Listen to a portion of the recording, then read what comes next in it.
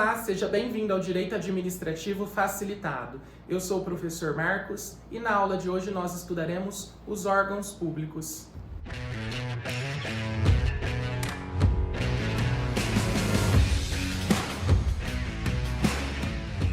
Os órgãos públicos são centros de competência especializados, ou seja, são núcleos de atribuições sem personalidade jurídica própria, de modo que a sua atuação é imputada à pessoa jurídica que pertence. Assim, quando um órgão público atua, em última análise, quem está atuando é a própria pessoa jurídica. Nós precisamos fazer um paralelo com a própria ideia do corpo humano. Os órgãos são partes de uma pessoa. Os órgãos formam um conjunto, um todo, que é a pessoa, e não se confundem com a própria pessoa. Assim, se eu lhe desfiro um golpe, você processará a minha pessoa e não a minha mão, que é apenas uma parte minha, uma parte do todo.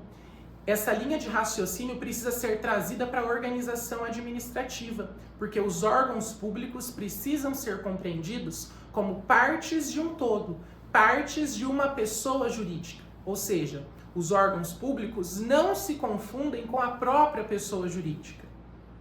Mas, se os órgãos públicos são apenas partes de uma pessoa, ou seja, se os órgãos públicos não são a pessoa jurídica, como nós podemos explicar o fato de órgãos públicos como tribunais, Ministério Público, Defensoria Pública, departamentos de polícia, possuírem um CNPJ, um Cadastro Nacional de Pessoas Jurídicas? Se são órgãos, não poderiam, em princípio, ter CNPJ próprio. Como nós podemos explicar essa situação?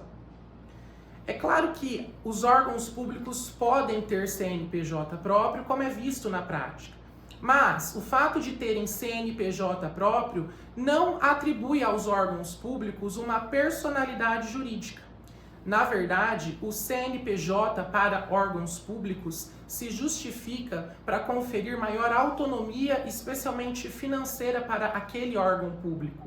Ou seja, para permitir que o órgão público realize suas próprias licitações, compras e contratações, que abra contas em instituições financeiras, que faça a gestão dos seus próprios recursos. E mesmo para facilitar a própria atuação da Receita Federal no controle e na fiscalização dos recursos públicos.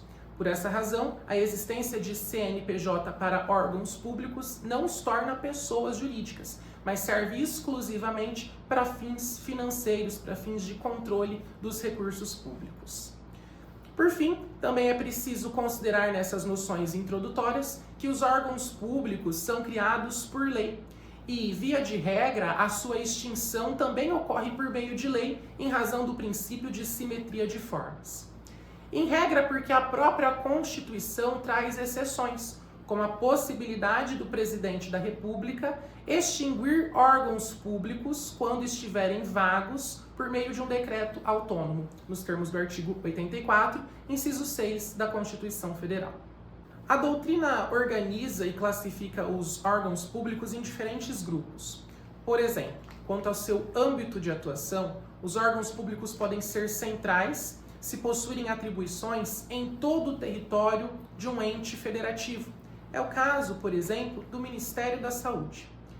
Ou podem ser órgãos locais, se exercerem suas atribuições em apenas uma parte do território, como acontece com os postos de saúde. Quanto à posição estatal, os órgãos públicos podem ser independentes quando não se subordinarem a nenhum outro órgão dentro daquela pessoa jurídica, como acontece com o órgão Presidência da República. Podem ser órgãos autônomos quando estiverem diretamente subordinados aos órgãos independentes, mas possuírem autonomia administrativa, financeira e técnica. É o que acontece com os ministérios, a exemplo do Ministério da Saúde. Também, os órgãos públicos podem ser superiores, quando possuem os poderes de direção e de controle, mas não possuem autonomia administrativa e financeira. Acontece isso, por exemplo, com os departamentos, coordenadorias e diretorias. Por fim, existem os órgãos subalternos, que realizam a mera execução das atividades administrativas, como as seções de expediente, de pessoal e de material. Quanto à sua estrutura, os órgãos públicos podem ser compostos se eles desconcentrarem as suas atividades administrativas, ou seja, se criarem novos órgãos públicos. Isso acontece, por exemplo, quando o Ministério da Saúde cria secretarias e gabinetes para lhe transferir atribuições, para lhe transferir atividades administrativas. Mas também os órgãos públicos podem ser simples, ou seja, quando eles não desconcentram suas atividades administrativas e não criam outros órgãos públicos. É o que acontece, por exemplo, com os departamentos de polícia. Quanto à sua composição, os órgãos públicos podem ser singulares se forem formados por um único agente. É o que acontece com o órgão Presidência da República, que é formado por um único agente público, o Presidente da República.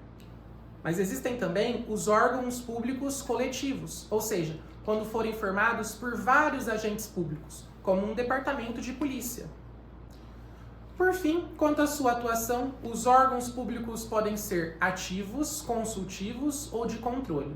Os órgãos públicos ativos são aqueles que atuam diretamente no exercício da função administrativa, ou seja, são eles mesmos que praticam a atividade administrativa. Quando você, por exemplo, precisa emitir um passaporte, é o próprio órgão Polícia Federal que pratica a atividade administrativa, ou seja, que faz a emissão do passaporte.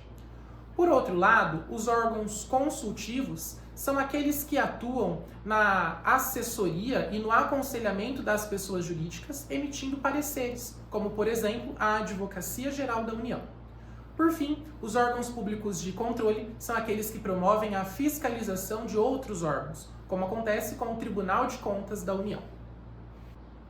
Mas, afinal de contas, qual é a relação existente entre a pessoa jurídica criadora, no caso a administração pública, e o órgão público que foi criado? Para responder a essa pergunta, pelo menos 3 teorias foram formuladas. A primeira teoria é a teoria do mandato. De acordo com essa teoria, existe uma espécie de contrato de mandato entre a administração pública e o órgão público que foi criado. Em outras palavras, a administração pública é a mandante e o órgão público é o mandatário.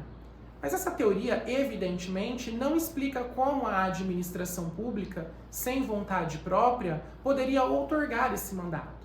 Portanto, não é a teoria utilizada atualmente para explicar essa relação. Surgiu então a teoria da representação. De acordo com essa teoria, o órgão é um representante da administração pública. Ou seja, o órgão público é um representante da pessoa jurídica. O problema dessa teoria é que ela acaba equiparando a pessoa jurídica, no caso, uma das entidades da administração pública, à figura do incapaz. Afinal de contas, no nosso ordenamento jurídico, quem precisa de representação é o incapaz. Portanto, essa teoria não explica satisfatoriamente a relação existente entre a pessoa jurídica criadora e o órgão público. Surgiu então uma terceira teoria, a teoria do órgão, formulada por Otto Guercke, segundo a qual o órgão é uma parte da pessoa jurídica. Ou, melhor dizendo, quando estiver presente um órgão público, presente estará a pessoa jurídica, a administração pública. Por isso nós falamos em teoria da imputação volitiva. A vontade do órgão deve ser imputada, deve ser atribuída à pessoa jurídica que ele pertence. Ou seja, quando um órgão público atua, em última análise, quem está atuando é a própria pessoa jurídica. Essa teoria é, portanto, a teoria utilizada atualmente para explicar a relação entre o órgão público e a pessoa jurídica que o criou. Mas à luz da teoria do órgão, e considerando que o órgão é um centro de competência despersonalizado, ele não possui personalidade jurídica própria, de modo que não tem, em regra, capacidade processual. Isso significa que, em princípio, os órgãos públicos não podem figurar no polo ativo ou passivo das ações judiciais. Não podem ser autores ou réus em processo. Essa regra, entretanto, comporta exceções trazidas pela própria legislação. Isso porque, em algumas situações, é reconhecida a denominada personalidade judiciária aos órgãos públicos, ou seja, a possibilidade deles postularem em juízo para a defesa das suas prerrogativas institucionais, ou seja, para a defesa dos seus direitos funcionais. São situações em que a conjuntura fática permite que um órgão público postule em juízo para defender direitos próprios, direitos funcionais, prerrogativas institucionais. Imagine, por exemplo, que um prefeito de um determinado município não repassou duodécimos à Câmara Municipal. Duodécimos são repasses que a Câmara tem direito para a manutenção das suas próprias atividades. Se eventualmente o prefeito não repassa os duodécimos à Câmara, ela pode defender em juízo a defesa desses repasses, porque se trata de um direito funcional, de uma prerrogativa institucional. É, portanto, a denominada personalidade judiciária. Esse é, inclusive, o teor da súmula 525 do Superior Tribunal de Justiça, que também pode ser aplicado para as assembleias legislativas. Ou seja, a Câmara Municipal não tem personalidade jurídica, mas tem personalidade judiciária para a defesa das suas prerrogativas institucionais em juízo. Por fim, é importante ressaltar que a própria Constituição Federal atribuiu ao Ministério Público e à Defensoria Pública a capacidade processual geral e restrita. Isso porque, apesar do Ministério Público e da Defensoria Pública serem órgãos públicos, a sua atuação típica ocorre na esfera judicial. Não faria sentido, portanto, eles não poderem estar em juízo postulando direitos para a defesa das suas prerrogativas e para a defesa daqueles indivíduos que são atendidos por esses órgãos públicos. Nessa situação, a própria Constituição atribuiu capacidade processual para o Ministério Público e para a Defensoria Pública. Eu espero que você tenha gostado desse conteúdo. Não se esqueça de curtir, comentar e compartilhar e nós nos vemos na próxima aula. Até lá!